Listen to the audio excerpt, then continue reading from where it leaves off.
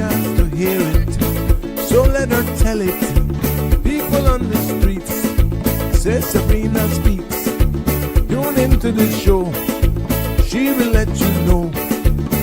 Tell all your friends and family.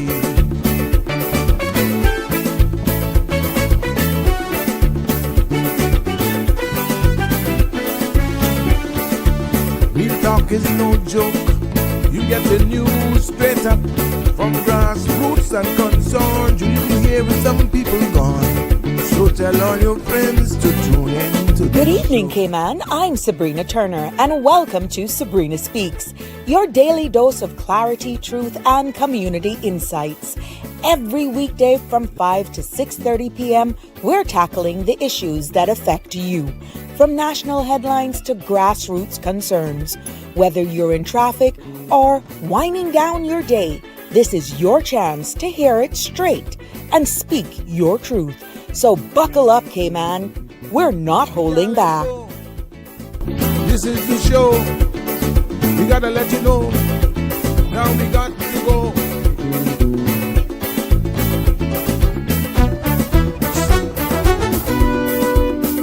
And now here's Sabrina.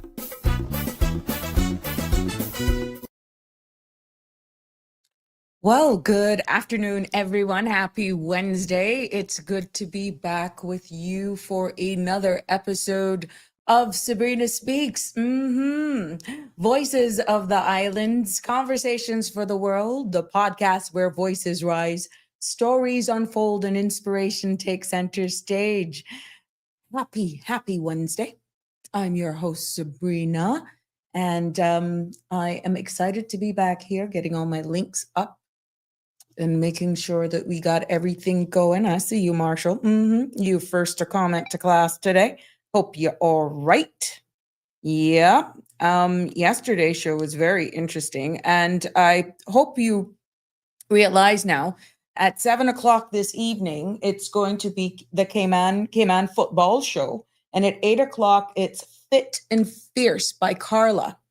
So we are going to make sure that we finish up some of the clauses that we haven't really went into. Again, the lines will be open, 936-8255, for you to participate in the discussions.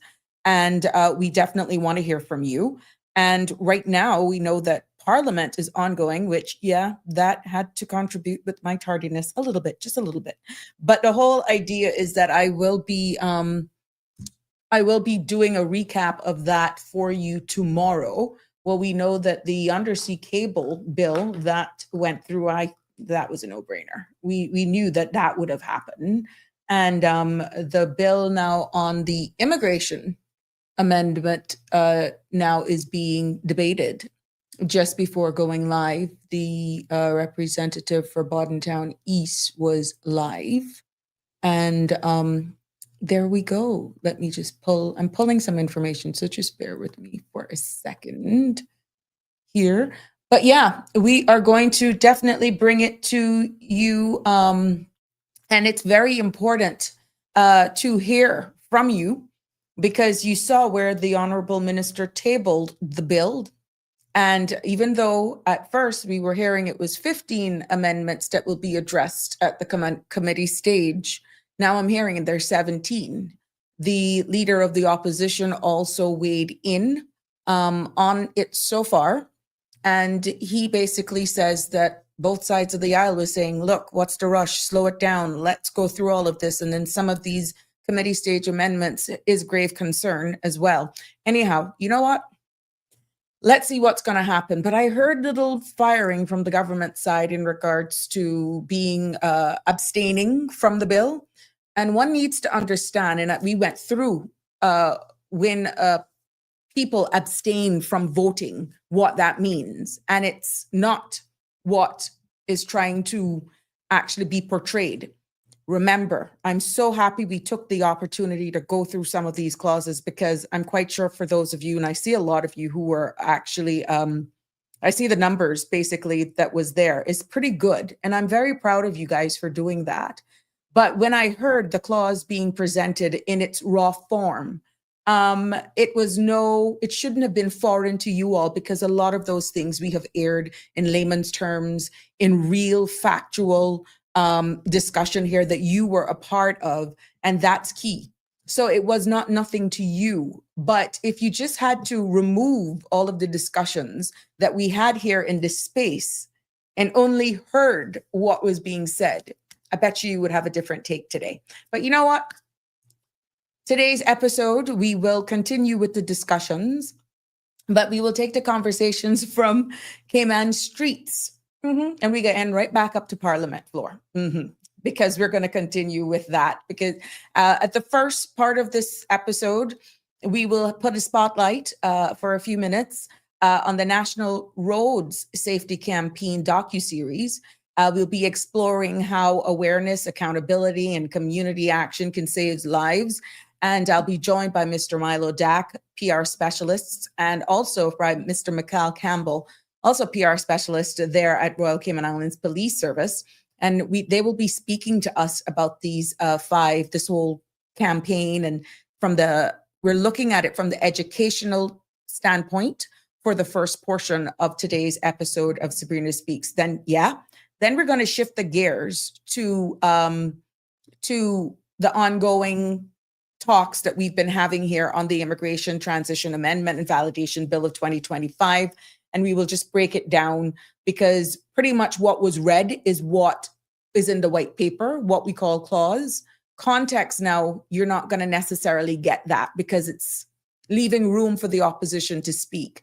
And you heard they've actually aired their concerns as well.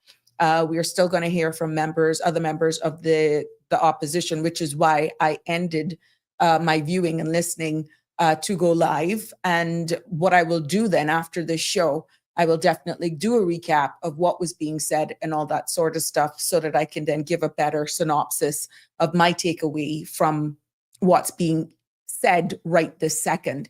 But the content you're about to hear, including any discussions or opinions from myself, guests, and our participants, is intended solely for general, informational, and entertainment purposes.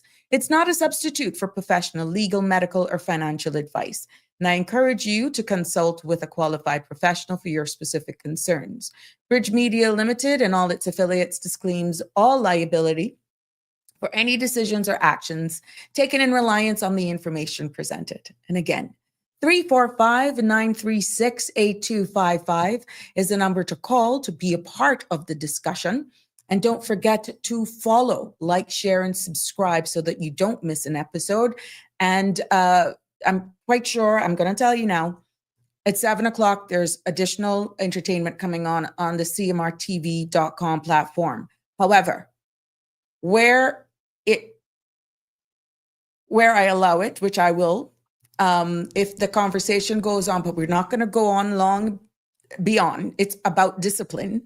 I will then end the stream on the CMR TV channels, and then I will only be able to stream on my channels. So on Facebook, you can find me and you look for Sabrina Turner, community activist, and that's where I will continue to stream from. There's also a YouTube for me as well, and that's Sabrina Speaks, the number 12. You can find me there on YouTube as well to continue. So go ahead and lock those in now so that the conversation continues. If I have to drop from all of the CMR TV social media channels in order to just make way for other content creators who are actually scheduled to come on at 7, I will be flexible with the continuation of conversations, but I don't want you to say, oh my God, we lost you. Where are you? You have to look for me for Sabrina Turner, community activist on Facebook, and Sabrina Speaks, the number 12 on YouTube. And you go ahead and like, follow, share, subscribe, whatever you do. So if it continues after 7, you're not scrambling. The number, of course, remains the same, 345-936-8255, in order to just be a part of the discussions there. So I want to make that clear to you just in case, because I'm seeing where some of you are a little angry because I got to cut and go. And I don't want you to feel like I'm running because I don't want to extend. It's a matter of just being respectful to my other colleagues. Okay. So that's the whole, that's the 411 on that part. I'm just making sure I can get the latest here for you. So yeah, there we have it.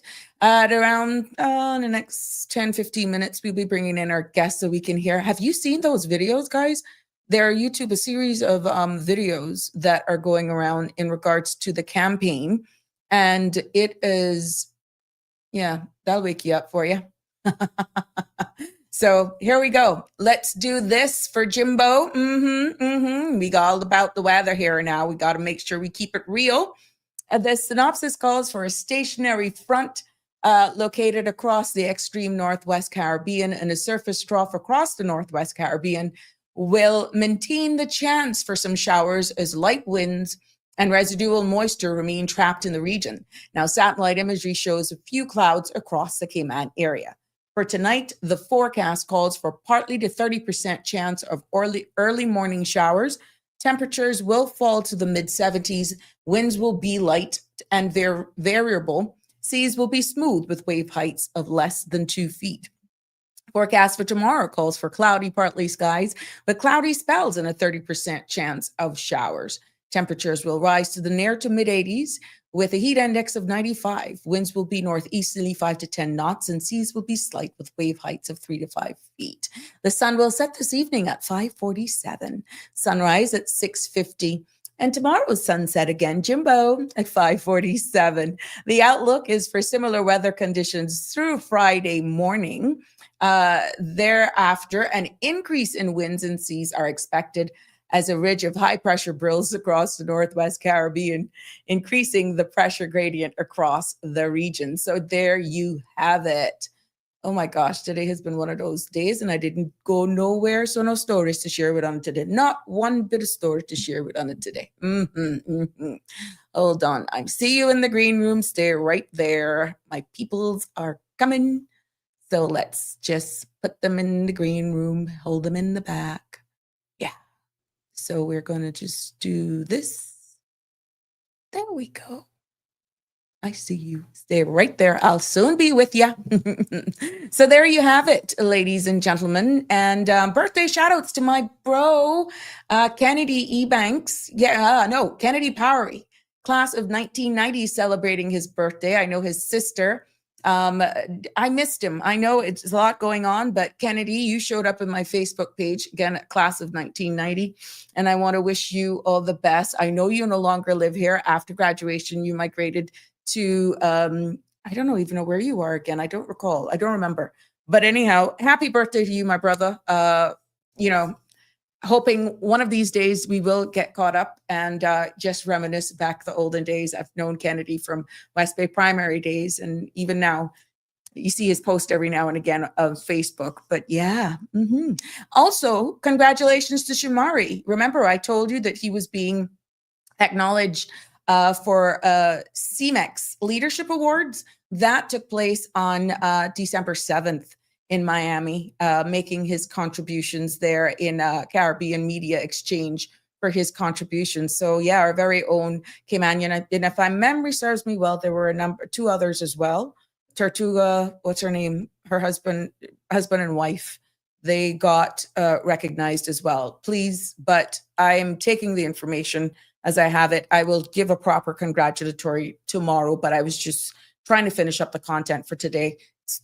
I am, yes, apologizing, but I'm acknowledging you guys nevertheless, because we did do an entire segment on all of the recipients way in advance, but now it's past, it's gone, and pictures are in circulation. So there you have it. Congratulations to all of you putting Cayman on the map and definitely getting international recognition. Hard work definitely pays off, but when you're recognized internationally, that is something to definitely brag about for sure. Hey, Marshall, how you doing? First a comment. Barbara G, good girl. How are you, my love? Annie, good to have you here. Dawn, missed you yesterday. Hope you're continuing to mend. Well, hello to you as well, Damian Henry. Yeah. Lama, hi, good evening. I just lost my car key. Where were you where did you have this? Toyota? Okay, so there's a car key that was lost. It's a Toyota car key with 3 other keys on it. I'm going to need a little bit more, Lama, I'm going to need a little bit more information on this. What vicinity were you in? And what number should you want people to call? Should it be located? But the best thing like this, when these things happen, that should you find keys like this, you take them to the nearest police station, or if you're close to let's say a big supermarket or wherever, we'll get more information from you. But I'm hoping you're reunited with your key in short order. But give us some more details so that I'd be able to help you share that information. Real Michelle, 14.9 thousand views. Yeah, yes. Can you imagine? Thank you so much. That's you guys. That's all of you. When I heard that, in hindsight, to be honest, when I heard 14.9 thousand views, wow, you can't wrap your head around that in less than 6 months, really. But I am just honestly, Real Michelle, grateful to God. I'm thanking every one of you for your support. If it wasn't for you guys, we wouldn't be that successful. Based on the level of content, your participation, the word is definitely getting out. We continue to be respectful, and I am living up to my name of being nonpartisan, making sure that this space is yours and we respect all sides. We can agree to disagree, but it's a matter of just getting the information out there. Let me tell you something. It's a lot of work to do this. First of all, being able to present this at this forum and to not be misunderstood because some people are just thin-skinned or missing the forest for the trees. I know the purpose of the space. I follow your lead. I answer your call. This is not playing politics. I have so much other things I could be doing with my life. I took the heed, we've done it, and now we're being successful. So once you guys are the heartbeat of this, your participation matters. Continue to follow, continue to subscribe, continue to share, and I give you my word, I will continue to deliver. So yes, perfect. That was my question the other day, whether you could keep streaming. Yes, I will be. Sandra told me exactly how to do it, the real Michelle. But what I need to remember now is that I respectfully end the show on her platforms. And then for all of you who are streaming on my platforms, you will just continue because I just don't want to abruptly end, which is what I did the other night. But so I will make sure if it continues, I will respectfully just end it on her platforms, but we will continue on mine. But you don't want to miss out any evenings that's supposed to happen. And this is why I was telling you after the 19th, if it jigs me and I want to, just come on at random, let's say anytime during the day or just go live, I can do that from my platform, from my pages. So that's why it's good for you to follow and subscribe on my Facebook handles and YouTube as well, because at any time during the holidays that I know Connie and all of you guys will be missing, you never tell. I may pop up as a surprise thing, and it wouldn't be scheduled, you see, but it'll definitely be on my platform. Yes. Hey, Paul, how you doing? How's it over there in Bermuda? Always good to have you join us. Connie Bonnie is here. Yes. Miss Dorothy. Well, hey, Delcy, how you doing, my love? Yeah, it's so good to have you all here with us. Yes, congratulations. Kinder, gentler world. Yeah, I can't believe it. Let's continue to climb here. Let's blow it out of the charts, and because it's the level of conversation. And I must say, people like yourselves, bedrock cornerstone of this platform, continues to make it a success. Contributors like yourself, Connie, Danny, Mr. Balika, every one of you, Marshall, have been here from day one, even when Sandra took me in my house dress. Shaka Zulu, he was complaining about the light. You guys are the reason we've reached there. And you know, that's why this is really, really something good to celebrate. But yeah, there we go. Did you hear? Government has Premier announced a few moments ago, $500 honorarium. This is a one-time announcement that will be paid to civil servants, also seafarers, and pensioners and long-term financial assistance recipients. Now, you know, he did explain on the floor of Parliament, I'm quite sure an official media PR will go out on this, that timing and details of the distribution will be made known later this week. So yes, some of you may say, well, what happens to the statutory authorities? When you say civil servants, does that include the authorities like Port Authority, HSA, all of those Tourism Attraction Board, yeah? And Cineco and Cayman Airways? Those are statutory authorities. So it's that they would have to deal with whether or not they're going to extend the same for their staff. So this, from what I understood, is for core government. And so for all of you guys in the statutory authorities like HSA, like Port Authority, anything that has authority, Water Authority, Cineco, they are statutory authorities. Your board of directors more than likely will have to tell you, and that's probably internal, whether or not you all will be getting anything of this nature. And earlier on today, my guests are there, so I won't keep you waiting much long, but I got to say this. Earlier today, if you're following it, for all of us who has mortgages and loans and all that sort of stuff, the Federal Reserve cut interest rates for the third meeting in a row, lowering its benchmark rate to range 3.5 to lowering the range of 3.5% to 3.75%. Now, this is saying that policymakers say the move is meant to support the slowing labor market, even as inflation remains above target. Now, how this may actually impact us here in the Cayman Islands, our dollar is pegged to the US dollar. Yeah. Our dollar is pegged to the US dollar, and the Cayman financial system moves to, whenever this happens, whether it go up or come down, we are actually benefiting. So for all of those, borrowing costs here can ease, mortgages, car loans, that sort of stuff, savings, returns may dip, banks adjust cautiously. So yeah, this does impact us as well. So there we have it. So we're going to take and put our focus right now. Yes, okay, good. We're going to talk about the aftermath impact. Yeah, and I'm going to bring my guests in studio. So thank you all for being with us this evening. And we will continue with our immigration discussion after this section. But stay with us because, yeah, I'm quite sure you want to hear more from my guests. So let's go. Let's bring them in. Good evening. Hi, good evening. Can you hear us? Oh, loud and clear. Awesome. Good evening, Yes. Sabrina. Hi, how are you? Happy holidays to you both. Happy holidays to you as well. Yeah.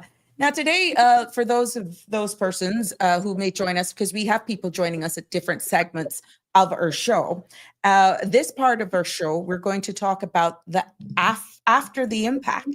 And for those of you who may not have seen some of these videos on our social media handles and YouTube, it is a powerful new 5-episode docuseries under the National Roads Safety Campaign.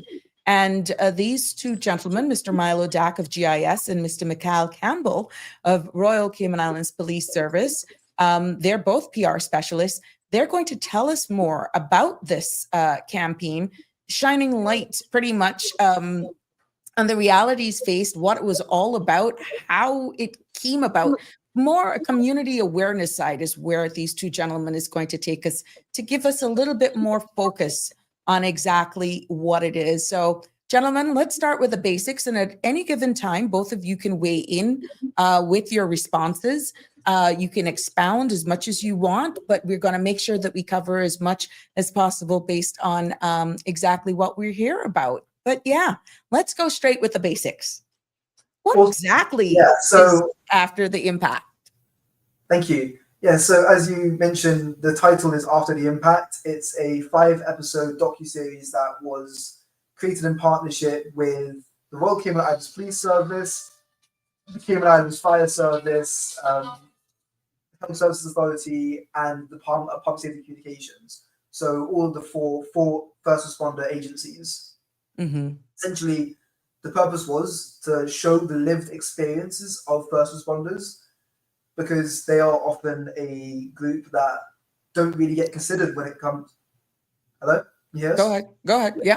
I just saw something disappear. Yeah. So they're basically they live through the emotional, psychological, and professional realities of road traffic incidences in Cayman, and they're quite often a voice that people don't really consider when it comes to a tragic road incident. So we really wanted to have them in their own voices tell us about what they experience and what they go through, to really kind of raise awareness of like the deeper emotional storytelling aspect behind road safety, because it's not just about, you know, a quick slogan, it's not about a fancy graphic, it's not just a one and done thing, it's something that people live with their entire lives. Mm-hmm. Right. Very, very interesting. Now, what do you hope viewers will take away from seeing that side of the story? Like when you look at all of these, I've seen some of them, and actually, I teared up, because having been in the uniformed services myself and having worked in the hospital, hearing it from first responders themselves impacts somebody who's working in the environment. But what are you hoping viewers will take away from seeing these stories? So I think it's pretty simple. What we are aiming for with this is, with any road education campaign, the aim is to drive changes in behavior, pardon the pun. So it's the emotional impact that we're looking at, and seeing these faces that you may be familiar with, and even if you don't know them personally, they are people that know people that you know, and people that you can recognize the way they speak, the way they look, to hit that home, so that when you hear the actual concrete emotion and the personal experience behind it, to kind of put yourself in those shoes. Because I think for a lot of people, the impacts of road accidents and collisions from a little fender bender here or there are kind of abstract, something you hear about, but it doesn't really impact you directly. Right. So to see that those persons speaking directly to their experiences, we just want it to be something that makes people stop and think twice, and then get them to actually look at the potential impact, so that they can actually change their behavior, so they don't drink and drive, stop speeding, be patient on the road, won't pick up the phone while you're driving, or try to send texts, or even people, sometimes even watching videos, and always wear your seatbelt. Those are kind of the 4 main pillars, I would say, of our strategy, because those are the things that we see that impact not just causing collisions, but also the effects of the collision as well. Right. We're just hoping to drive change in those 4 areas. I think that's the overall strategy of the campaign, of which this is one part. Now, how was they all, going into the production side? What went into that? So I think Because not everybody, you can respond to an accident, but you're talking about, oh yeah, you want me on camera? You must be crazy. Yeah, I mean, I think I'll start with saying that this wasn't something new. I'm sure if anyone who is passionate about road safety probably would have seen similar initiatives and campaigns from across the world. Storytelling is not something new. We have it every single year in different formats. We talk about our culture, we talk about our history, we talk about, where we come from and why we're here and where we're going to be. We read books, etc. Storytelling is something that's really powerful if used in the right way. And so we really wanted to try and shine a light on the first responders, because, as I said, I think people kind of forget about the fact that they go through this time again. It's not something that they get to, grieve and then move on, because they don't get to move on, because they deal with one, and then next month they got another one, and the month after they got another one. They're constantly having to relive what they go through. Right. The different incidences, different people involved, but ultimately the trauma is still just as impactful for them. So in that sense, we wanted to kind of use what we've seen from across the world and I mean, for me, growing up in the UK at school, and I think my accent tells you that I grew up in the UK. Well, at the school, we had a similar road safety initiative come to our school. We turned about 16, 17, and we're looking at getting our driver's licenses. Mm-hmm. And first responders on stage talking to us about road safety in this similar way and talking about what they've gone through. It wasn't just an educational thing saying don't speed. It's don't speed because if you speed and you crash, this is what we have to deal with in the aftermath. Mm-hmm. And so we wanted to kind of tell that local context. So we wanted to use, voices, as Mikhail said, that people in Cayman may know. They may know someone who knows them. They may have dealt with them themselves. I think that's kind of the idea. We wanted to really bring it local to show that actually it's not something that happens thousands of miles away. This is something that happens in Cayman all the time. So, and of course, it was very intentional, kind of thoughtful product when we wanted to do this. We weren't just going to kind of go, as you say, boom, here's a camera, talk about your feelings and move on again. We worked with them for weeks, preparing them. We set up meetings. We made sure that they were happy talking about it. And I think that one of the people who attended one of our information sessions basically said, this is hard to talk about, but it's harder to go to the scenes themselves. Yeah. So if what we do makes a difference here in the studio, then if that reduces even one less road death this holiday season, it's worth it. Mm-hmm. So I think that's kind of the idea that, this wasn't an easy process. And, I was there, Mikhail was there, we were filming it. And as you say, it brought tears to you. We were hearing this stuff raw for the first time, unfiltered, emotional stories. And powerful to be part of this kind of project, to see it, how it was shaping up, to hear their stories. Yeah. It's a silver lining in everything, because there's one thing of calling 911 in an emergency, and realizing, okay, that someone taking that call is actually living that with you until the first responders actually get on scene. So it was good that you all actually did the video that didn't have no reenactment. The background was very simple. It focused pretty much on the subject, and you could put those faces with a first responder in an ambulance. You could put the faces with the 911 operator. You even have the commissioner of police. You've given an entire picture of real persons that is your lifeline pretty much in various situations.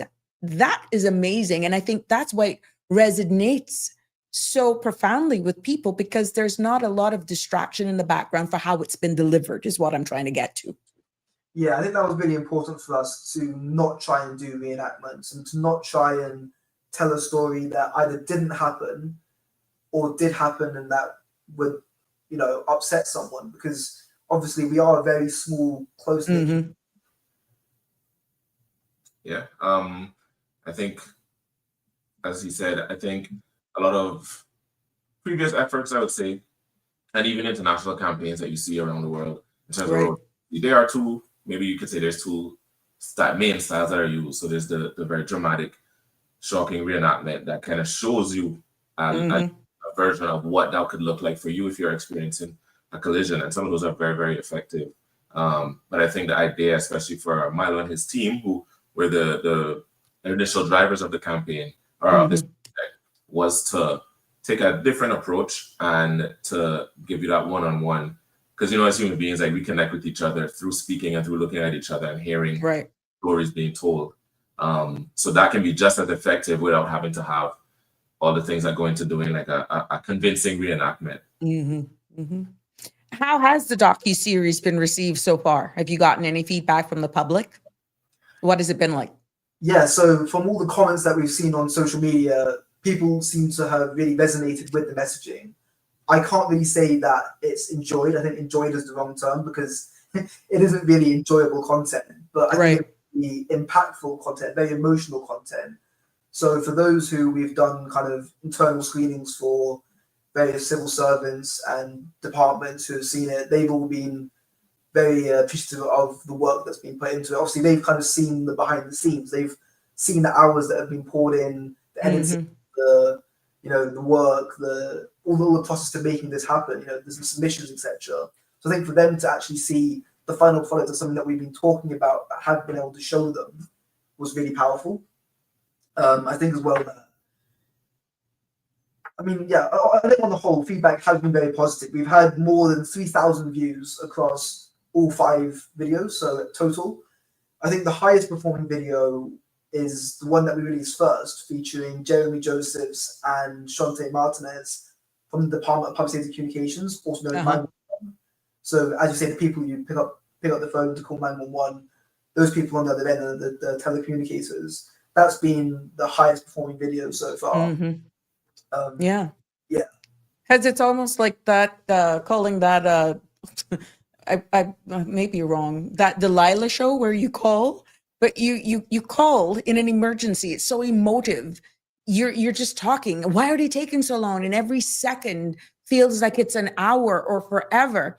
And to really be able to put a face to one of the many 911 callers and operators there, that alone is profound. It has made a big statement. But you guys will be doing more public awareness. Will you be going into the schools and that sort of stuff as well? Yeah, so the intention is for us to go into schools, particularly the senior schools, and not only show this documentary as one piece, but also to do educational drivers about young drivers, new drivers, what they need to be aware of, and things that they might not get told, they might not think about, because obviously, you know, we've all been young at one point. We all think that, you know, we're bold, we're invincible, and that nothing can touch us. But actually, all it takes is one wrong decision, one wrong. Yeah. It may not even be your fault, and something can go terribly wrong. So I think that's one of the big drivers that our SIPs, the police, are working on as well. Yeah, so we're working together with the Department of Comms to get some of our officers into the schools and as you said, to provide some of these screening some of the docuseries, especially for the kids who are a little bit older, so you know, they're like 13 now. So kind of to combine the message, so give them the message and see, you know, kind of show what can go wrong, but then give them the tools to help them avoid that and kind of get them started off on the right foot before they get behind the wheel of a vehicle. I see a comment up there as well. Yes. Right, is because also that I think children are really good at holding adults accountable. So it's things like if we're in schools, particularly the younger schools, and this kind of goes again to those who are under 13, between I guess like 5 and 13, and we're telling them seatbelts are the most important thing. When they get in their car, they're going, "Hey, mom and dad, don't forget my seatbelt. We had a really important talk today from school, and hey, you know, like that's a red light. That means you have to come to a stop." And all these kind of small comments that kids make. I mean, of course, we're all hoping that everyone is responsible, isn't running a red light, isn't speeding, is putting seatbelts on, etc. But I think it's just that small reminder of having a kid tell you that is just something that kind of really reinforces the message. So yeah, children are really important parts of the road safety campaign. They're not drivers, but they are people in the vehicles. They are road users, as we would call them. Yeah. Right. And also, you know, this is about changing culture as a whole, which I think that's probably the biggest motivator, apart even beyond enforcement, education, and everything. It's just the culture of the society that you're in. So as those children get older, if they take these things to heart, then that is how you change the culture as those people come up. Now we know the Arrive Alive campaign is going on. Mikhail, is RSIPs doing any more PR on just overall road safety? For understanding it is the Christmas holidays, the festive season. Will you guys be rolling out anything extra? Oh yeah, we are gearing up our Operation Winter Guardian campaign, which we do in conjunction with Arrive Alive 345 with the NDC, with the central government, as well as the Department of Comms, with the National Road Safety Campaign. We've been doing various media appearances on various platforms. I think we can count this as one of them as well. We have a couple more this week. Along with that, we have we're doing a lot of social media content. So we've had one video up so far, just to advise people. You know, we talk about road safety, but we're trying to talk about alternatives to make sure that people hosting events, whether they're private or corporations or businesses, think ahead in terms of making sure that their guests and their patrons have resources and opportunities to not have to drive home after they've been partaking in these events. Right. And of course, general tips about and reminders about road safety, safe driving behaviors. And then we're covering everything else, because road safety is a large part of it, but we're focused on community safety as a whole and crime prevention. So all of those topics are covered, along with, of course, the enforcement aspect. So we'll have enhanced patrols, vehicle checkpoints, targeted patrols in certain areas. The hotspots that we see throughout the year, especially at this time of the year, and particularly going forward from this weekend onward and New Year's Day and Eve as well. Yeah, it doesn't stop. Definitely when it's not the road safety, it's now the holidays, the festive season. You have commerce that are also needing more protection as well. And like you rightfully say, there are a lot of parties going on. So it's just, you guys, RSIPS is going to be very busy. And I'm quite sure on your social media pages, you will be sending out more blitz and that sort of stuff. But some of the persons who actually are causing a lot of this erratic and reckless behavior, I know it's all about public campaigning and that sort of stuff. How do you reach? Is one thing of going to the colleges and the older students to schools because they will speak to their parents. But how do you actually get to those adults outside of just going on YouTube? Is there, I mean, it's almost hard because they then have to subscribe. You're here, we got the reach. But it's not these kids, not all the time, that is really behaving bad on the road from what I'm seeing. Yeah, I think not to get into too much of data and stuff, but a lot of the incidents in terms of traffic, especially serious ones, are kind of late 20s, going up to like 30s and stuff. So that kind of mid, young adult age. And so, we do take active efforts to target them. So it's not just our outreach in terms of social stuff is also promoted. So we do put money behind it. So it's not just those that follow us that will see it, but we try to get reach as much of audience as possible. And again, with the different platforms such as yours and the various others, I think we have a pretty broad range of the basis that we cover and the demographic that listen to the different stations, whether it's from the younger people that listen to the more urban music, to the people that listen to the oldies, and of course, you have your traditional Cayman stuff. Correct. So that we think will help us to cover a broad spectrum.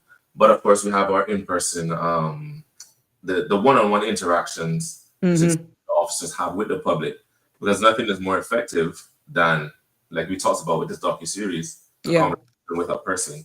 And so our community officers, we have, as part of the Operation Winter Garden, we do have the community patrols, community reassurance, but they're also spreading these messages. All of them have, even if the community officers during this period, they may get redeployed to the front lines operationally, but they still have their WhatsApp groups. They're still in touch with the members of their community. Correct. So they can get these messages directly, straight from the horse's mouth, as you would say.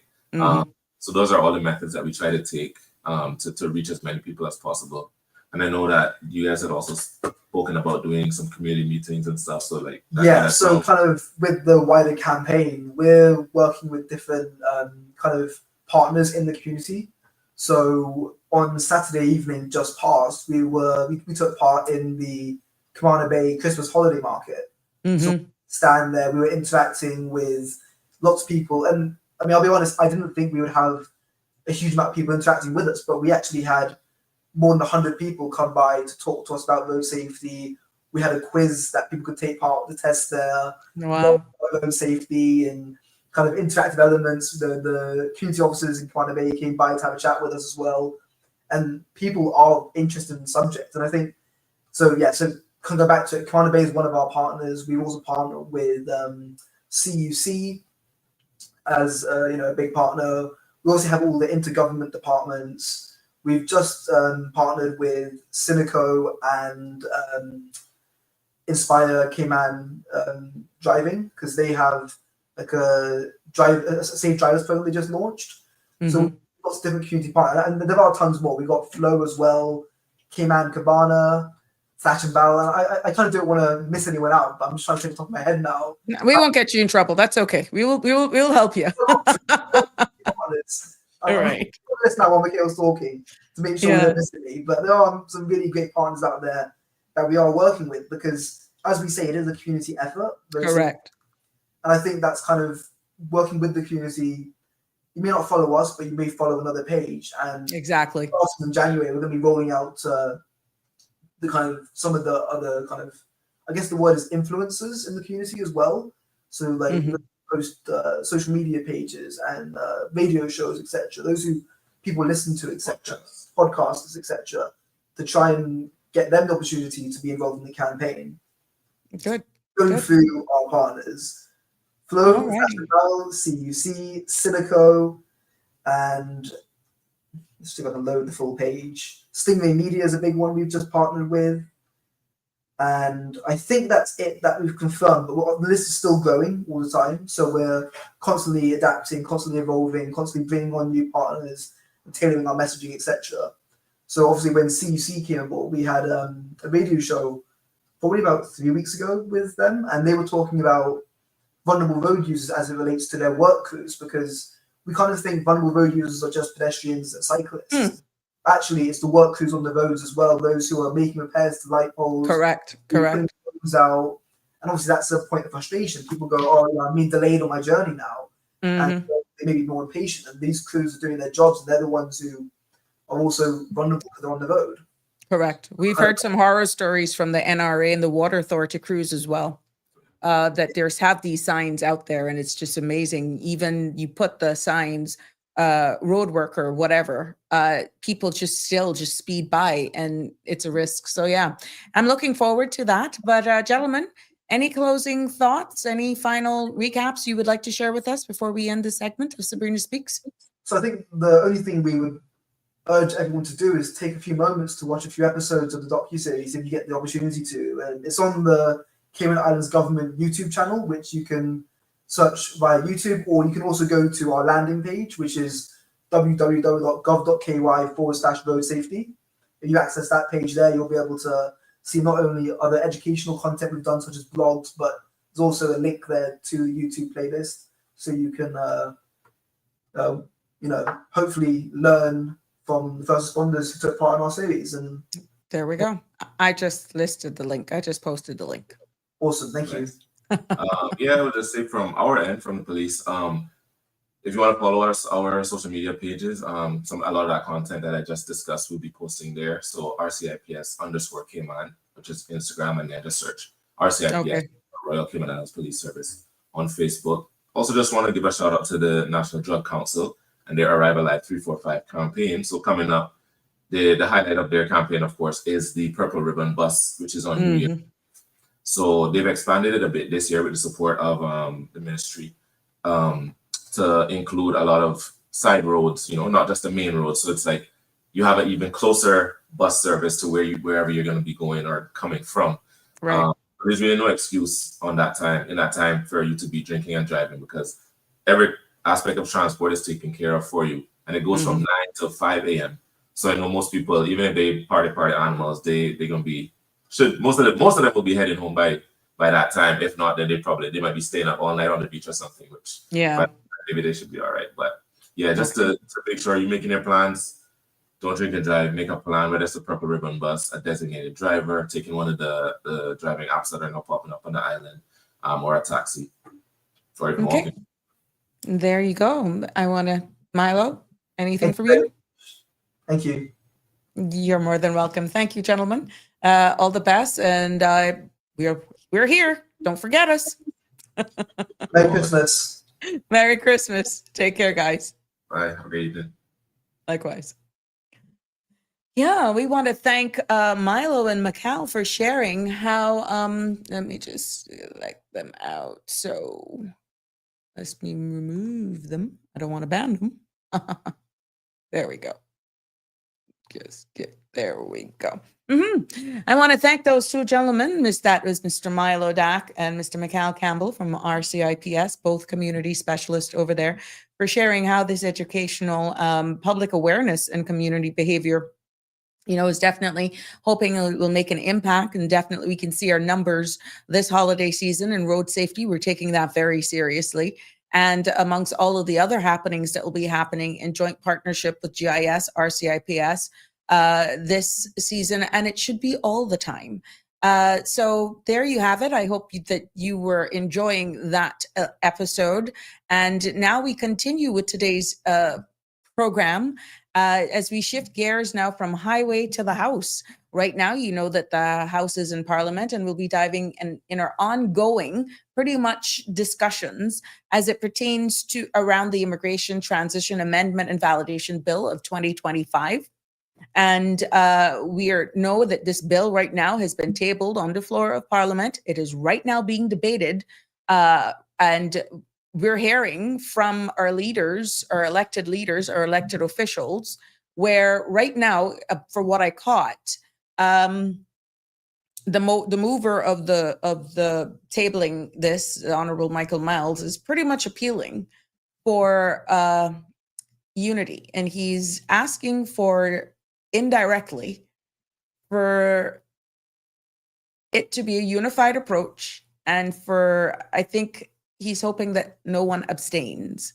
At the end of the day, no one can deny that even in this space that we're not saying immigration reform is not valid, is not needed. That by no means has been the talk, that people are saying we don't need it, yada, yada, yada. What is being said, and nobody is saying about doing nothing, which is what one is trying to push. What we're saying is wait, slow it down a little bit, get more public consultation, get some more dialogue, because with now the 17 amendments that we're hearing that even the opposition were just privy to yesterday evening, they're saying no. And I can't speak on the amendments, which would show you that what we deliver here is what's in the public's domain. I don't have any backdoor stuff. No. So when you get it 99.99% of the time, I get it. So let's see what those amendments are. But what was profound is the fact that right now, both sides are saying, slow this down. It's the holiday season. And there's nothing wrong with bringing this in the new year. And that it was a big takeaway said by the leader of the opposition, that they were asking, and obviously representation has been made with him, to him from even the government side. If you think people are not talking, let me tell you, both sides of Parliament talk. The sides of the Cayman Islands, we cannot have elected officials where they don't talk to the opposition. And sometimes because we are all very familiar with one another, even on a personal side of things, outside of politics, they will be very honest and candid. Boy, I don't know why they won't slow this down just a little bit. We don't need to be dealing with this in the holidays, that sort of stuff. But for whatever reason, it's on the floor. What is sad is when you hear, but the government has the numbers. What is that indirectly saying to you, the people? What does that say? And they can speak in cryptic ways because we brought that up here, but people just want them to debate and debate so that everybody can understand. Call it for what it is. Call it for what it is. Good evening, caller. Welcome to Sabrina Speaks. What's on your mind? Good evening, Sabrina. Good evening, Sabrina, and good evening to your listening public. I've been listening to the debate as you've been. I think I listened to the whole of Michael Miles, the Honorable Michael Miles' speech, and I think it's only now, like Dwayne is speaking now, but he was speaking when I came live. Yeah, so he is still speaking now, and Joe spoke. I mean, I know the honorable, but we refer to is in. Cayman is a good place. You can show love for your leaders. You see, it seems very clear. Well, it doesn't seem. It is clear that they want to proceed with it, because Michael said, "Well, look, this is not the time to say that let's push it forward, or like push it. They can't do it now." And the opposition say, "Well, your connection, Miss Lika, your connection is weird. Yeah, you're going in and out. I'm going in and out? Yeah, go ahead. Okay, let me try to stand up and see if it's different. Oh, by the way, I must apologize for yesterday. My lights just went out suddenly. Oh, okay. Yeah, and I had no electricity and the internet, everything was out for about 2 hours. Okay. By the time I came back on, you were no longer on the air. So I must apologize to you and to your listeners. Yes. So you see, so they are going to proceed. Mhm. Government says they are going to proceed. The opposition are saying, well, look, we would have preferred that this is pushed to January because right now people are not really paying much attention. It's Christmas, and on top of that, it's just a shortage of time. And I liked some of the things that Joey said. He said, has there been a human rights analysis of the legislation? Mhm.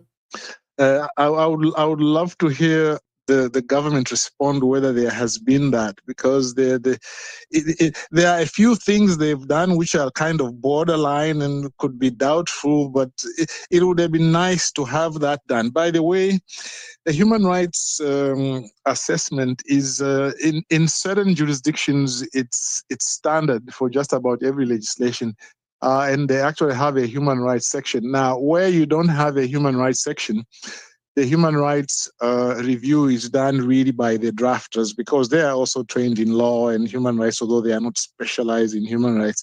So that it will be interesting to hear from government whether there has been an analysis of human rights. For those who are listening, in every piece of legislation, you have to say, does this violate the principles of human rights which are contained in the Constitution, Part 2 of the Constitution, or even the European Convention of Human Rights, since that applies to Cayman. So that would be interesting. He also said, Joey, that he would have wanted to see a white paper. And that the white paper should have been the one that they should have taken to public consultation first. Yeah, first, and then come back later with a draft.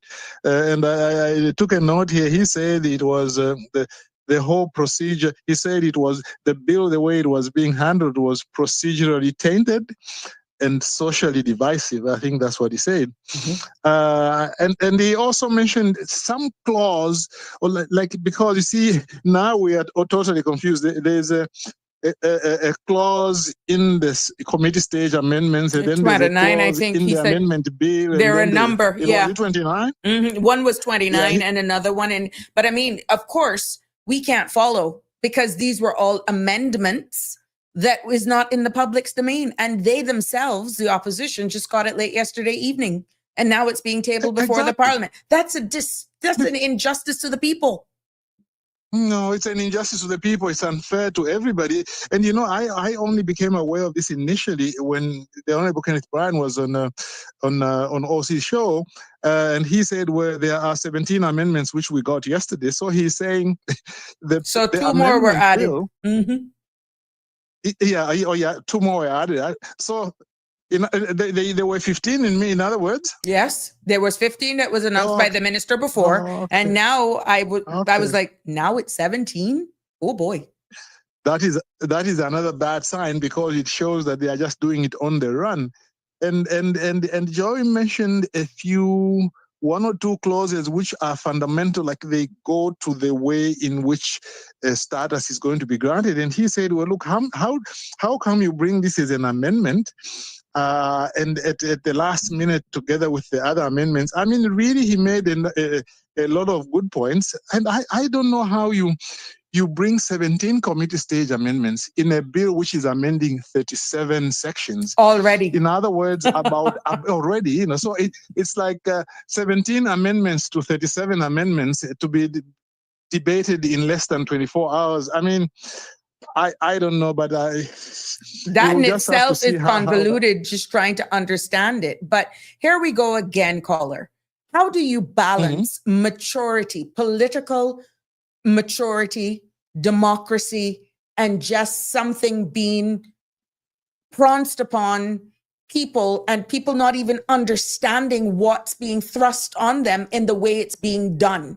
No one is saying that we do not want immigration reform. I don't think, caller, that anyone can publicly say that anybody has says we're totally against it. I mean, when I'm saying we nationally, right? But it's how this is being done. And now you have 17 amendments. And you're just getting there, reading the clause, like half of the stuff that we've highlighted here, like it's nothing. Yeah, Sabrina, the way I see it, I don't want to use a strong term, but it is bordering towards arrogance, where people really have come out. And I think most of the people who have spoken about this have been polite. The usual suspects, they spoke, they said, well, look, the government really should give people an opportunity to discuss these. Nobody has called them names or anything, and so I don't see why they are so intransigent. They want to proceed with it.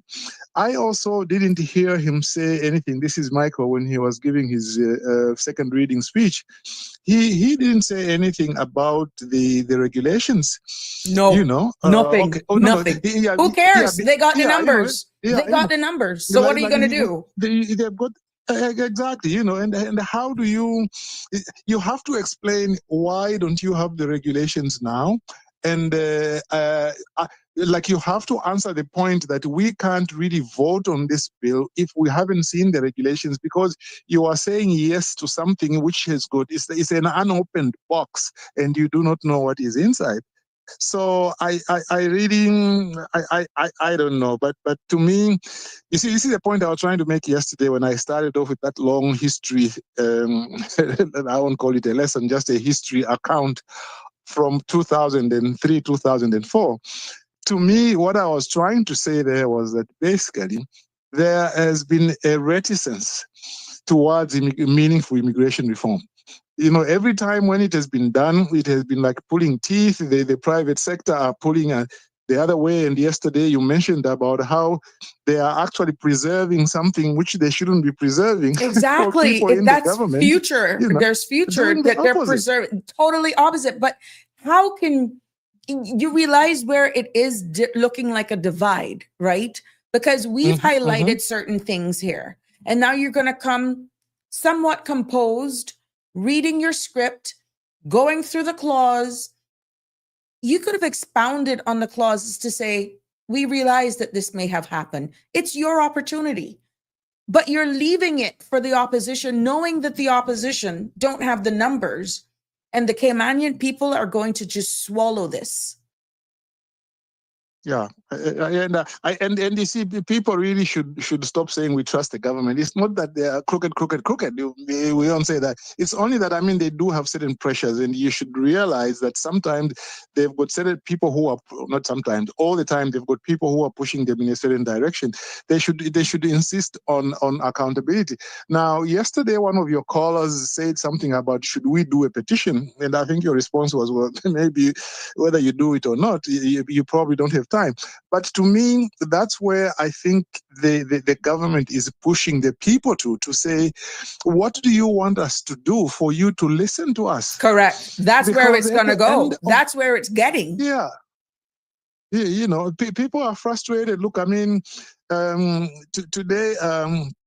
Dwayne spoke also about how it's a point I tried to make, one of the calls I made to you, which was that, you see, you can make the laws, even if the law were to be very good, there are certain attitudes on the ground that haven't changed. Because he mentioned he said there were some 72-year-old non-Caymanians still in government, and that they even draft their own terms of reference. Now, I don't know how he knew that, but I have to imagine somebody told him that. So, you see, these are the sorts of things which I don't think this legislation is dealing with. And the number of Caymanians, people known to me who I know have been really persecuted in government, I don't see that this law is going to assist them, because there's certain factual things, dynamics that have to change, certain attitudes.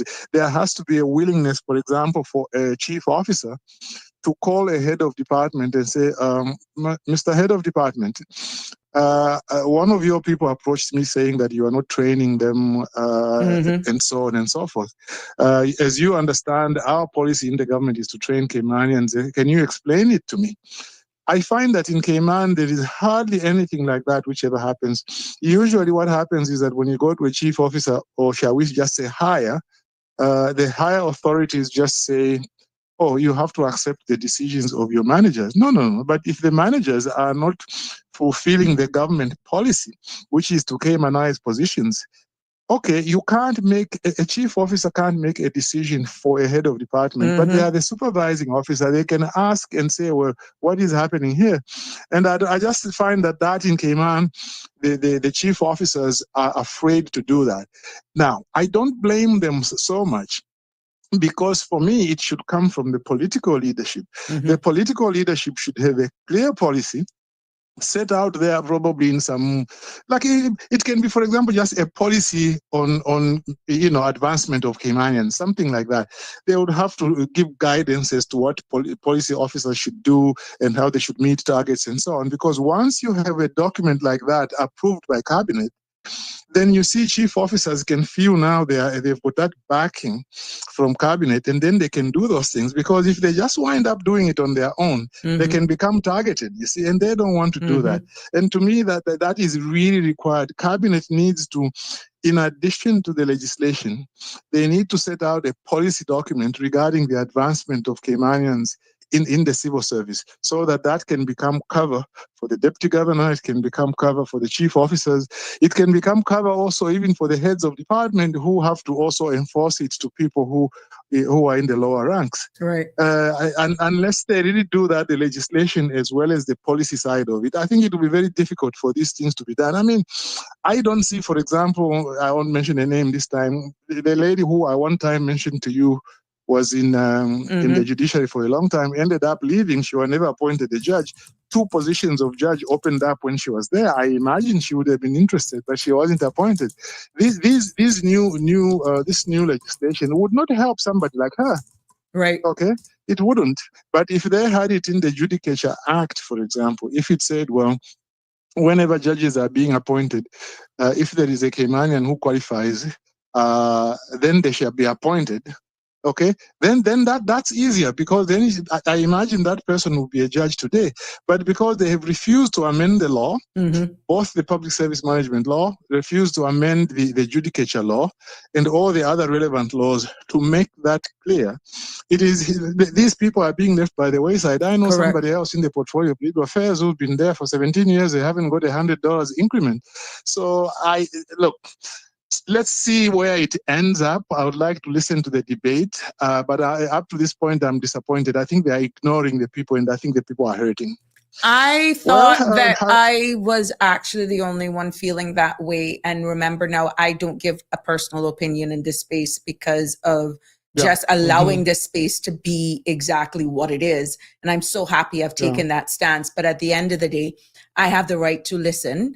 I have to listen in order to be able to come and deliver. But that was those were the first of the feelings that evoked. I said, oh my God, I now understand why people are saying to those who've taken the time to read it, to dissect this bill, to have contributed, to have given their opinions or made their suggestions, and saying, others saying, you got time? They ain't gonna pay you no mind. Oh my God. You know, what happens if this becomes the norm? And the dictatorship, I see where Denny is saying, and he, that he called me Sandy Hill. The Cayman Islands government is acting like a dictatorship. Shame on you, Andre Ebanks, MP for West Bay South, Gary Peanut Ruddy for Georgetown South, Michael Miles for Prospect, #immigration. But I can understand why now people are feeling deflated. It would be obvious if this continues and, let's say, pass just because the government has the numbers.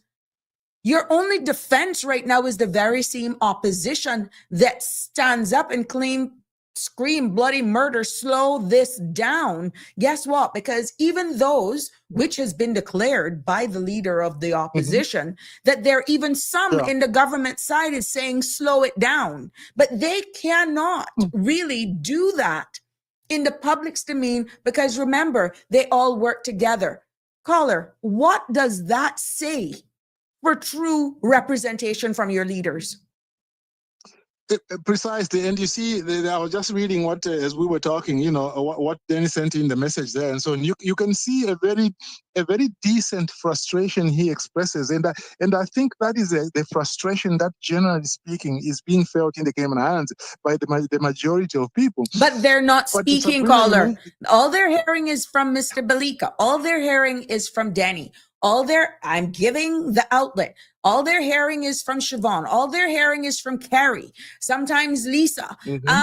It's just the same bunch of people. Yes, we get them commenting, and I know a number of the persons are probably working in civil service, or many of them will have their businesses that they're fearful that unfortunately, the environment that is being created, I was moved by the touching stories that were shared about persons, our very own Caymanians that are looking for jobs. But there is political orchestration of blocking their very own too. Yeah, you see, what the politicians should do is they should understand that there are a lot of people, probably people who even participate in the writing of this legislation and making proposals for it, who probably don't agree with what the ministers are doing. They should make allowance of the fact that, well, yes, maybe we are only hearing from the usual suspects, but there are a lot of people in government who probably don't agree with us. I mean, they should take that into account, and therefore, if they hear like a cross-section of 5, 6, 10 people, usual callers, they should understand that that is likely to be reflective of the way people feel, and they should try to respond to that. Because to me, this is the problem, the broader problem I think you mentioned a little earlier, which is like, what does it say for democracy and accountability? You see, this is a question I've also been asking, because if I look from 2003 up to now, immigration job preferences, really, has there been any change? Have elections been changing anything? When the people push a little hard, then they move a little bit, and then after they move a little bit, then they on the other side they undo what they are trying to do, and people are frustrated. To me, the government really must say. Danny Warren has made this proposal public about the net Birth rate of the and population. the birth rate. Exactly. And today, Michael gave figures. Because he said last year there were like 1,518 grants, and in the last 10 years, I don't know, it was 7,000 or 9,000. A big number. I'm very happy and now that he's using data, though. I'm very happy that he's actually going public. Why wasn't those stats shared during the whole town hall thing? The town hall stuff. Yeah, this is not jabbing at anyone. The role that they hold right now warrants critique. It's constructive criticism, okay? And what is shared right there today, after you table it, you don't think if those stats were given, you got to control the narrative. Right now, it is empty what is being done. And the semblance and the feeling of what people are getting is that, so what? Whoa, so what? Take it. We got the numbers. And you know what? It would be nice of you to play along with us so that we can show that this parliament is all unified, and don't abstain. How dare you tell them how to do it? They're the voice, because obviously y'all are not listening. So you don't tell them, you don't preempt them how they're going to vote on the bill at the end of the day. That's what the opposition do. Yeah, what a good point you've made, because it also registered with me that you are giving a second reading speech. A second reading speech is to try and say what the bill says, to try and persuade the other side, to try to bring them together with you. Not dictating to them how to vote. You're telling them how you want them to vote. Yeah, that you don't want them to abstain and this and that. That's crazy. That's not consensus building. No, I agree. It is crazy. That is not consensus building, because at the end of the day, these are the things, I'm sorry to say, which will affect the next election and how they are going to be viewed. But again, we don't want to wait until the next election. This thing has to be fixed now. Next election is well, I can tell you this, even not right to cut you off, sir. If this type of behavior continues to display and the Caymanians remain quiet with this type of dictatorship style of governance, and you're doing this and the people feel like they're less. And look, missing the forest for the trees, because at the end of the day, you got let's say Danny is a troublemaker, Sabrina's an antagonist who lost an election, who has nothing else to do, just trying to create content. I'm just saying, how people are. Some people, But hold on. We all live in here. Yeah. And I need them to see how this is being rolled out. It has been declared that even persons on the government side is saying slowing this down. But of course, they can't, because they all sign an MOU that we're all in this marriage together. We're still on honeymoon. Hello, Cayman, wake up. No, going back to the issue of statistics, right? It is very good that those statistics are there and he has gone out there. But what he needs to do is now go further, okay? Because the suggestions that have been made is, or rather, put it this way. He needs now to say, okay, this is too much. We have given too many. Yes, they are now part of the community, we will be part of them.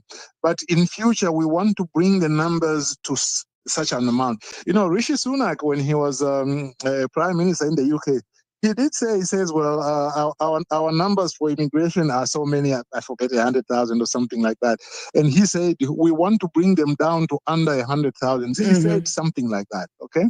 And this is what he needs to do now in government, Michael, that is, he gives those statistics and now he says, okay, these are our projections regarding population growth, and these are our projections regarding what these measures are going to do, and our targets are such and such. You can't just say, well, look, we have given too many and now this is what we are doing. But how can you be sure that that is going to change?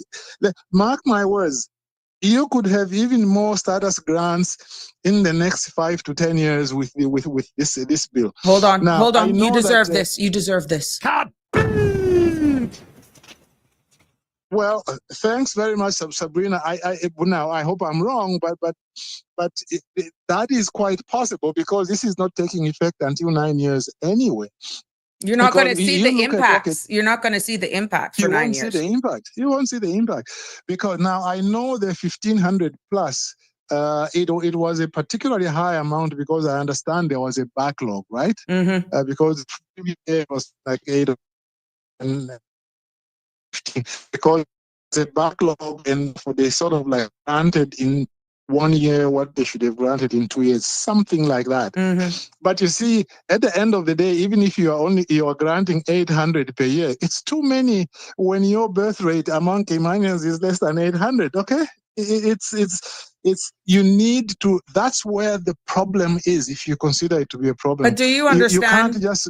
One of the amendments, one of the 17 amendments as well that the leader of the opposition pointed out, which I'm only going based off of memory, and I stand to be corrected, is that now one of the amendments is that it will allow permanent residents of independent means to be able to get naturalized after X amount of time.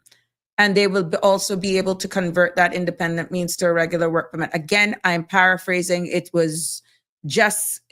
I haven't been privy to this, but what I got from him is that the fees in which they're actually, it's a quid pro quo. He got it right. We give you some, but we just elevate the fees for the rich or for those who have a higher net worth. But at the end of the day, you're still not closing the door that you're saying this reform is going to be doing to protect your Caymanians.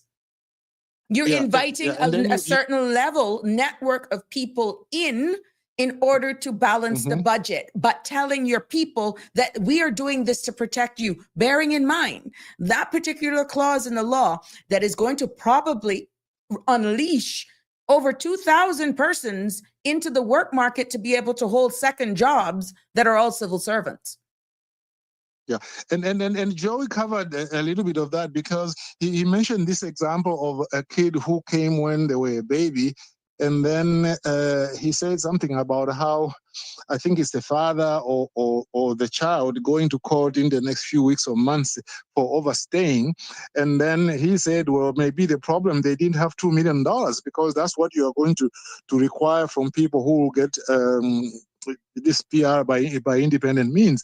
I mean, I think that Joey, hard off to him. He gave a very good debate, measured, not emotional, structured, with a lot of the things that people are concerned with. And he was not screaming at the top of his voice. He just said, look, these are the concerns. And he made it clear, we want to support you on this immigration reform. In fact, we support a lot of the stuff that is in there. But you are just rushing it because there's a few things that we have to do, like ironing out a few creases, But caller, in the problem but, is being delivered by the leader of the opposition. Some people will miss the message because he's still PPM. They're so anti-party that they miss the message. Yeah.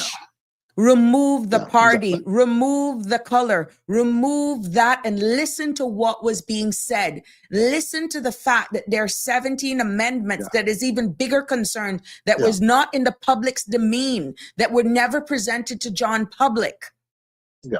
Hello. Don't kill the messenger. Don't kill the messenger in this case. Yeah, because I mean, I know that some of my social groups, the Cayman social groups, they keep saying that PPM, you are part of this problem, you're part of this problem. Okay, that may be correct, may or may not be correct, and people might agree or disagree. But let's look at what they're saying now and say, yes. Yeah. Look at what they are saying, because they want to support the government desperately, but they are just saying, hey, look, let's. If we just push it to January, maybe we can have a little bit more time to be able to deal with. But the other thing that was interesting, if I can end on this one, was Michael said something that was good, because he said that they will be consulting with the opposition about the next phase of what they are going to do, and so now reform. Now that is good, but I really would have loved them to hold it now, so that it is done all in one set, rather than we'll do the bill now and then we'll do the regulations later on. I don't think that is the right way to do. Well, let's see what else they say. I'm waiting for Kenneth to speak, because Kenneth is always exhilarating. So, well, you see, that's the problem. His style is his style. Boddentown, East, John Seymour is his style. Then you have the leader of the opposition, cool, calm, and collective. But if you are really paying attention and remove politics, which is the same thing the government side is asking for, saying, please remove politics from this, and let's just do this in the best interest of immigration reform. But people fail. Civil society is now failing to remove politics and listening to what the leader of the opposition, Mr. Hugh, is saying. And they will probably critique whenever Kenneth gets up to speak and he becomes passionate about it and that sort of stuff. Let me tell you something.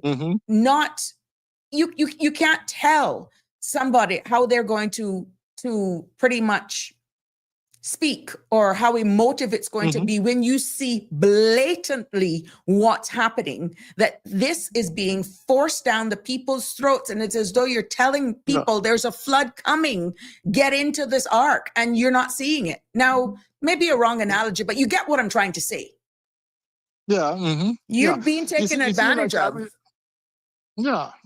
I mean, Kenneth was quite measured today when he was talking to OC on his show. He was just saying, look, I mean, we want to support this. Pretty much what Joey was saying. We want to support this. In fact, we support a lot of the stuff that's in there. We just want a greater consultation, so that we can carry our people with us. But the government is starting to look really like they might be acting in bad faith. It is as if they want to please some third party, as if some third party other than the voters is telling them, look, don't take it back to public consultation. What we have agreed with you now, we want it to be enacted. It's like, I think it was Danny who was saying that yesterday. He said, well, look, if you one common trick that politicians use is to say, well, let's do a little bit now and then we shall do it later.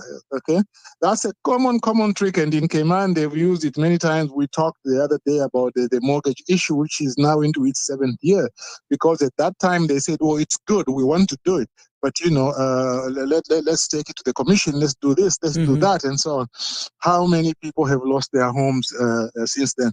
And some of those cases, which we mentioned a few days ago, a house was sold, and then in 6 months, they sold it for about 3 times the price. What does Wow. that tell you? It Yeah. tells you that it's a scam. So, I really feel well, that people have let's. lost their way. This, like, they don't know how to fight because we're so small. We're outnumbered in our own country that they Yeah. would prefer to speak in the shadows or say nothing at all and hope it'll just fix itself. Yeah, and victimization, it must stop. I mean, and the way they victimize sometimes is terrible because they look at you, they say you're a Caymanian, okay, fine, like me. How did I get victimized? It was because I was trying to be fair. I stayed out of the local politics in my first few years in Cayman, but after a while, I started getting passionate about certain things. I would see my friends, Caymanian friends, really under my nose being mistreated, and then Yeah. because I say, can you please treat this person fairly? Then now they turn on me, oh, you are trying to help Caymanians. You are now also a problem. Do you see? So all of us are suffering, whether you are Caymanian or not. So long as you are pro-Caymanian and you say, I'm part of this community, I want it to be fairly treated, they victimize you. Cayman is too small for anybody to be victimized, okay? Exactly. Cayman is too small. Everybody is a second or third or fourth cousin to the other one.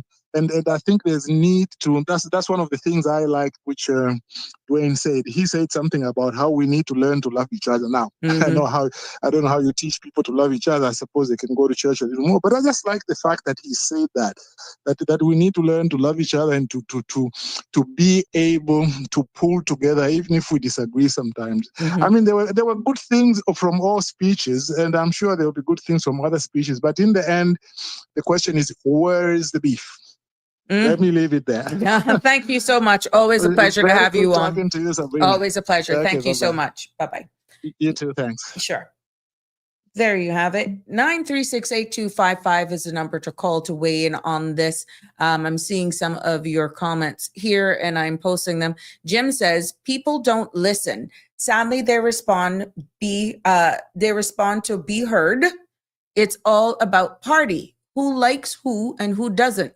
Doesn't matter if it's right or wrong. Typical politics. Look at the USA. Well, I could be honest with you, that is a big problem here. And we feel the impacts of that type of mentality, Jim, because of our share size.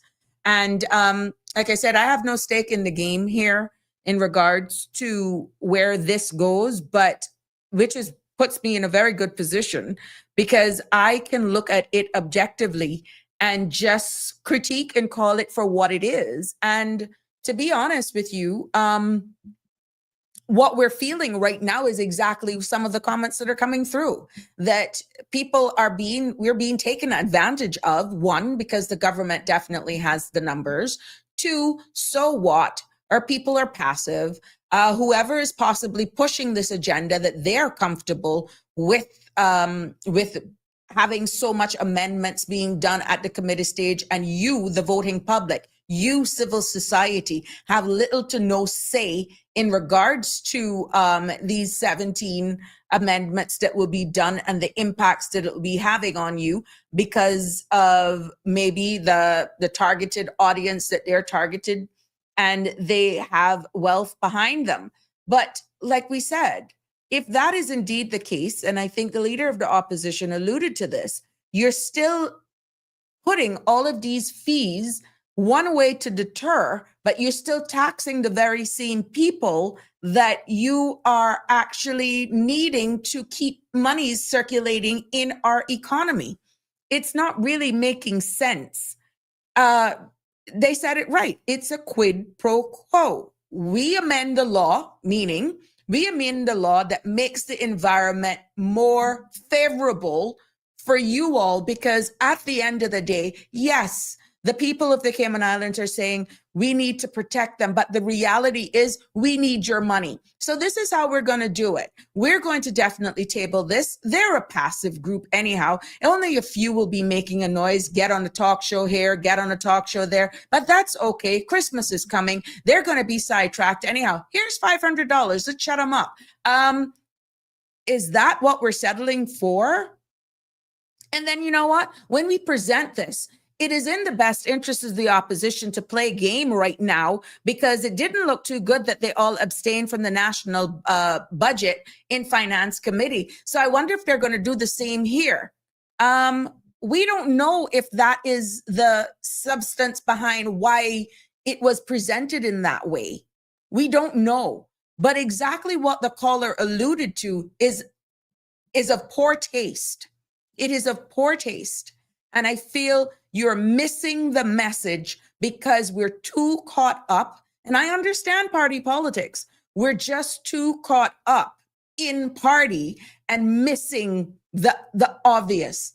Let me tell you, these amendments that I have privileged to be seen, that is in the clause, I can't speak on what I haven't seen yet, okay? But just the section that I pointed out yesterday about civil servants, non-Caymanian civil servants being able now to come out and compete, that pretty much is protecting them. Should there ever be a list or an industry that protects your very own locals, once they are a civil servant, that is now embedded in law, that they will be able to come out and work in even industries that is predominantly by Caymanians, Houston, we got a problem. We got a problem. How can they say that that is the case and they're protecting you? And then you're opening up other parts, like total new sections are being added that there would not have been any public debate on. Now, if these 17 amendments were placed in the public's domain, where are they? And how long? How long were they out there? Have we heard from the government? Have we heard from the ministry of these 17 amendments prior to it being tabled on the floor of Parliament? Or, okay, because the Caymanian society is so passive, they're so hush-hush, they're so fearful of whatever, that they will, it's only going to be a small percentage who are going to talk about it anyhow. They'll suck it up. We'll butter them up. We'll butter them up eventually. Is that what we're settling for? Is that where we're headed? Because if that's where we're headed, let me tell you something, everybody's going to feel this. And some people will say, well, we got to start somewhere. But I tell you what, I feel with all of these amendments and the mere fact that this is only phase one, the fact that you have members sitting around the very same table with you that says it should be slowed down till at least the first quarter of 2026, who's really running the country? Good evening, caller. Welcome to Sabrina Speaks. Good evening. Good evening. Oh, we got a compliment on you.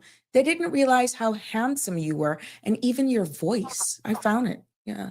Somebody complimented you, Denny.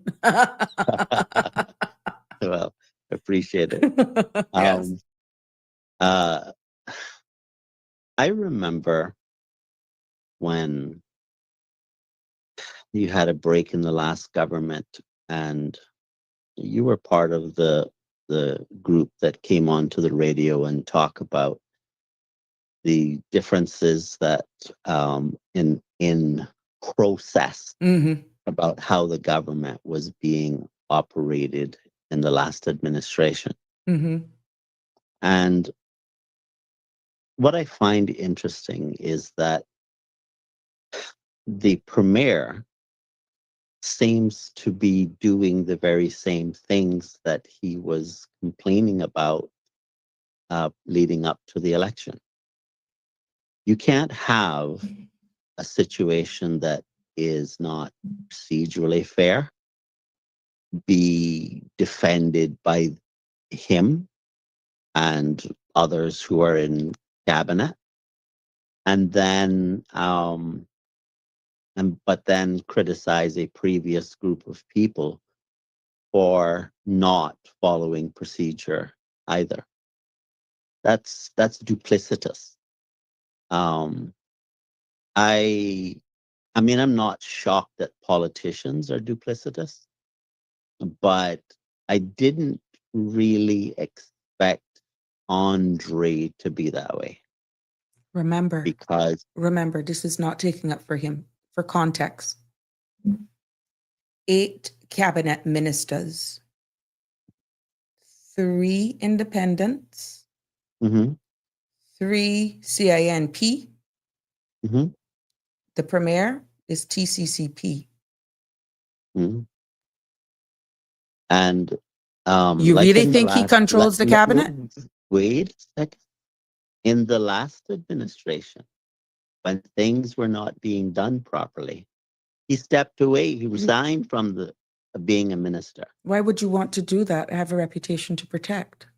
Well, does that mean that the last time he resigned, it was just a game? He would have to answer that. I know my reason for I, walking, and I, he walked I, with me for the record. I understand, but the point I'm making to you is that if he wants to give us the impression that he doesn't agree with what the government is doing, then I would expect him to step down in the same way based upon principle. But we Because don't what know is which being government done, members spoke to the leader of I, the opposition, is what I'm saying. But let's say. I'm not, this isn't just for the premier. Mhm. This is for all of them. Gotcha. If you believe that what is being done is wrong, you should resign, make a statement, take a stand for something, okay?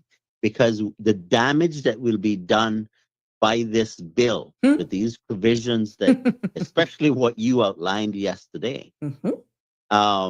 that is going to have a profound impact on the Cayman Islands. And remember the one Because about the national, the BOTC and all the children being here for 10 years, that they're belongers. Exactly. That is that isn't even amended. That gate is still wide open. And now we're definitely putting civil servants, non-Caymanian civil servants, where they can also compete in the workforce. Absolutely. And so I would find it hard to accept that he does, that the premier would want this for the country. Okay. But if he just goes along with this, he pushes this forward, and though whoever the others are, or I shouldn't say others, whoever it is that are ministers that don't agree with this should make a statement. They should not just accept this. And the public, people, if you sit down and you think, oh, what difference does it make if I say anything? That is a defeatist mentality. It is cowardness beyond measure. And that will not help us. We have great power that we are choosing not to use. And we should make our voices heard, because this is the time to stand. Tell the politicians to stop this nonsense. How could you have almost half Mhm. of the bill being amended, and we don't really know what it is? We haven't had an opportunity to weigh in on those amendments. Mhm. You just hear it on the government thing. You just hear it. The operative word in public consultation is public. I shouldn't have to explain this, Mhm. but public consultation needs to be public. How do we weigh in on proposals if we haven't even heard them? They can do that, Denny, because not our culture does not speak up or speak out. I don't know if it's pride. I don't know if it's fear. I don't know if you don't want to rock the boat. I don't know what the apathy is, Danny. Well, if they remain silent, what happens will be as a result of their inaction. Maybe they're at a network that they can just pick up and go to another country. Who cares? But where are, I'm hearing, I think John said, he's the voice for the voiceless, hope for the hopeless. That should be the consensus of everyone when it comes to listening to your people. Well, is he calling for the government to engage in proper public consultation? What little I caught, because he was still speaking even when Mr. Balika was on, and when I came live that I had to cut it. I got from him that it is the way in which it's almost being forced down people's throats. So in other words, for what I caught, I can't say what his presentation was, but what I did catch is that he was in his own way without calling it. And I don't like that. Just call it for what it is. Slow it down. Speak clear language. Stop speaking code in between the lines. That doesn't help anybody. But what was a takeaway for what little I heard from him is, be careful what you're doing, because the same people that you're running is the same people that you need, and pretty much globally. And he did some comparison with some other jurisdiction where, we still need people. We're still going to need people from around the world to help us. That's not the point. Nobody's arguing that we won't need people. What we're arguing about is whether we have the policy properly developed that protects our interests. Mm-hmm. And that's only what I got. As I said, I did not hear his entire presentation. So right, but what you talked about yesterday is a very, very damaging thing for this whole effort, because the government is clearly looking out for someone else's interests, and it's not Caymanians. Or is it who is writing it?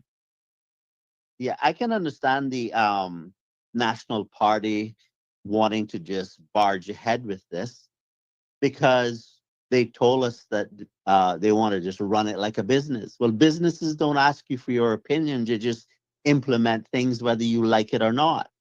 Now, I think that's very poor, improper governance.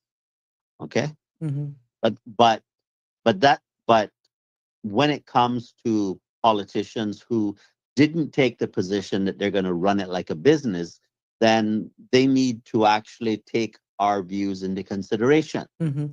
But in order to take our views into consideration, we needed to be afforded of the opportunity to know what the issues are, so that we can give our view. You can't have 17 amendments for the amendments that was never publicly discussed. That's ridiculous. And the first time we're hearing about them, we're not even hearing about them, is from the opposition, because they were just fed them, but we didn't even hear the amendments. I stand to be corrected, from the government. Well, I think the premier should be ashamed of himself. I think all the other ministers of cabinet, the members for the national team told us the truth. They said they're going to run it like a business. So they were really telling us they're not going to ask our opinion. They will just implement as they see fit.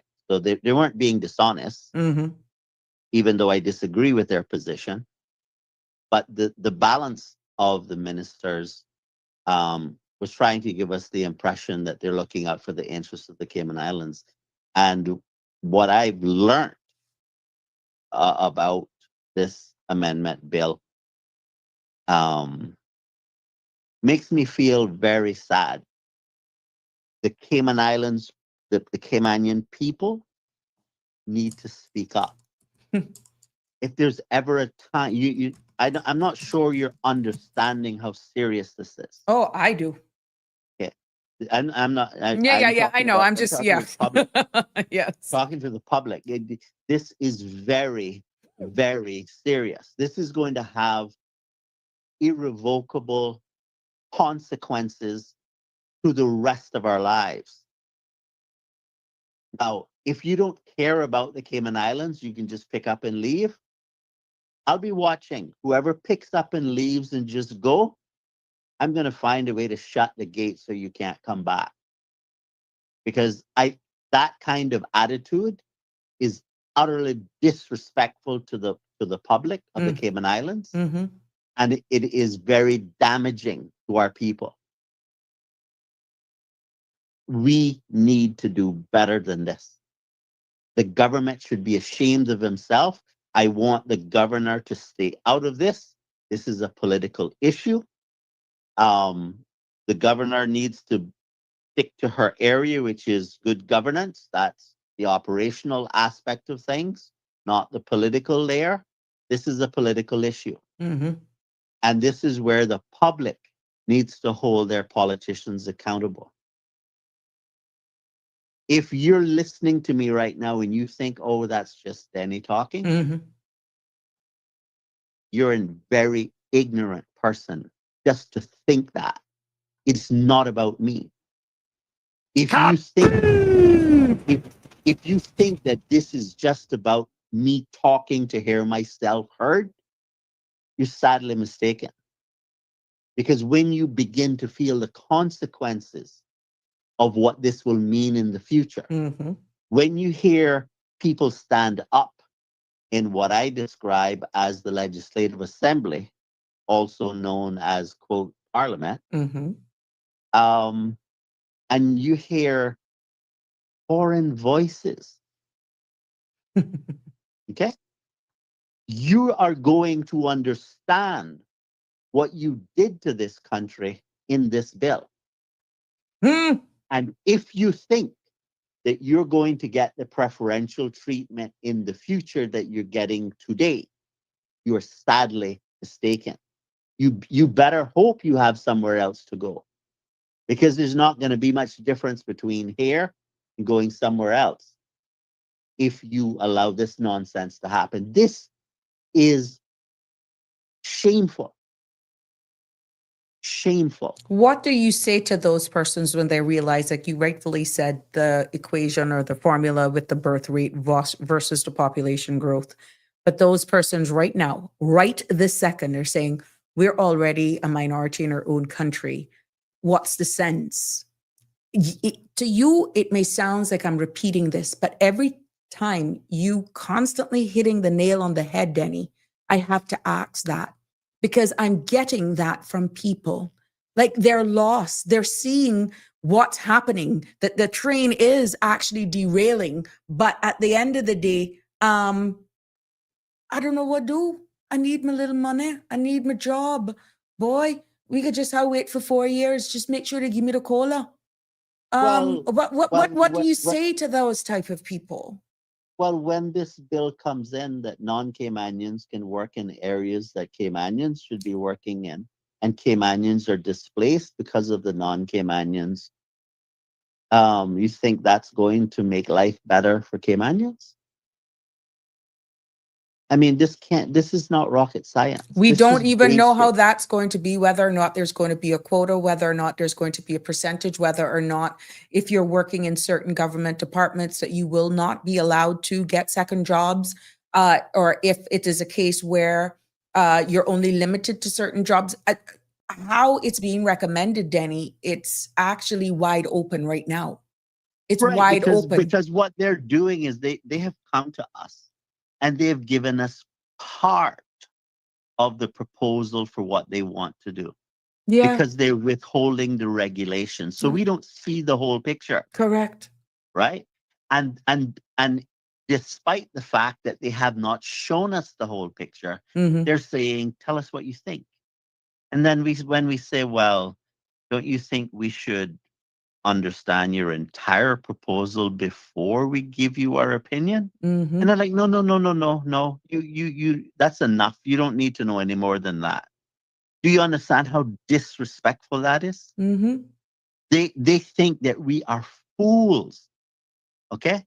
And if you sit there and you side with them and you allow that to happen, you're in the same category. Yeah, see the 25. have- See the 25 there. I posted on the screen that amends Section 55, the Principal Act, to make it clear that persons employed as civil servants may carry on gainful occupation in the islands, including gainful occupation in respect of any restricted area of employment, Denny. That any restricted area of employment, Danny, is actually like putting something in there because they know what's coming in the next phase. That's right. And when I heard you explaining this to the public, all I could think to myself is, oh my God. Mm-hmm. This is not good for Caymanians. And if we have Caymanians who are unwilling to stand up for Cayman right now, when would be a better time to do so than now? I'd like to hear an answer to that. When would be a better time to stand up? Because right now, Cayman needs your help. The reason we live in a society in the way we do is because it is not possible for any one or two people to just do it all themselves. So we need a larger group. That's called a civil society, which means that in part you have to look out, in looking out for your own interests, you have to also look out for the interests of others. And if you refuse to look out for the interests of others, it will not be long before you find yourself alone. And it's not going to be nice. Now, I know that some people can't bring themselves to not be selfish, but we're sacrificing the entire concept of what the previous generations fought hard to give us. And we've inherited it. And to some extent, I could see how we don't fully appreciate what it really cost and felt, the pain that it felt, the sacrifice that took place to give us what we have today. And so we might not fully, because we don't fully appreciate that, we might be reluctant to fight as hard as they did. Right. But one day, your children will look at you and your grandchildren will look at you and they will wonder, why were you so afraid to fight for them? And in that day, the people who are looking at me and saying, oh, that's just Denny, they could say that all they want. I really, really don't care. But I know that I will be able to look at my children and say, the odds were against me, but I fought anyway. Yes. It's true. I hope that Caymanians will stand up. And all you need to do, you don't need to sacrifice anything. All you need to do is say, I'm hearing things being discussed that we didn't hear when you were doing the public consultation. And we want to have further conversation on this to get it right. Nobody's trying to derail immigration reform, but we need to get it right. That's all you have to do. Just tell them, please stop.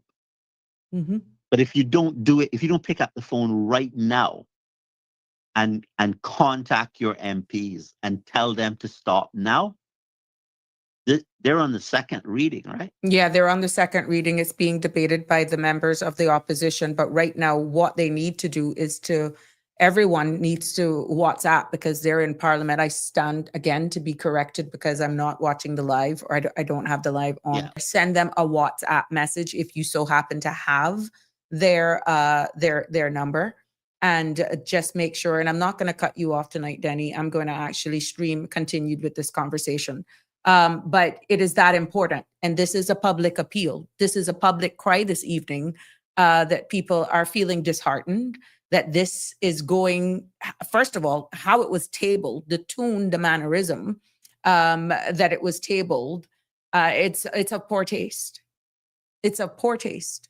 And it is a slap in the Caymanian people's faces, civil society. Yeah, and the public needs to understand that the reason why they're going through this the way they're going through it on this second reading is when they call for the vote, that's going to be it. Yeah, that's it. Yeah. That's it. And I don't think, repeat that again for me, Danny. When the vote is called for the second reading of the bill, that will be it. The third reading, they're on the second reading now. Yes. Yeah, but the third reading is that's essentially a formality. Mm-hmm. This is the meat of the matter. Yes. That's being in the second reading is the meat of the matter. And if they wish to pivot, now is the time to pivot. Mm-hmm. And I would ask the public, please, if you don't want to do it for yourself, I ask you to do it for others. Please contact your MPs and say, look, we want some more time for proper consultation. Pause this process and let's have a proper public consultation. It can't be, I mean, I would like to hear any of my critics send in a message or call into the show and tell us why 17 amendments that we don't know what they are Mm-hmm. should be passed. This is 17 amendments to the amendments. Mm-hmm. Okay? Yeah. Hold on. Think Stick about a how pin. complicated that is. Stick a pin. I just want to tell all of my persons who are streaming from the CMRTV.com channels and Facebook and YouTube that you're going to go over to the Sabrina Speaks 12 YouTube and Sabrina Turner Community Activist on Facebook, because I have to end this live on their page, but I'll be streaming. I'll continue this conversation on my actual pages. I want to thank you all for joining me.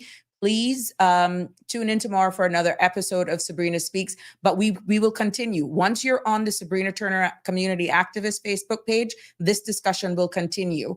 And likewise on the Sabrina Speaks 12 YouTube handle. So I'm going to end anything that's on the CMR platform. You should post the links on this before you end it. Good God, where's those? Let's see. Yeah, there. You know, what is really frustrating is that people don't take action, but they don't tell you why they're not taking action either. Correct. They just sit there in silence, and this is a really, really serious. These changes are really, really serious. Mm-hmm. They're gonna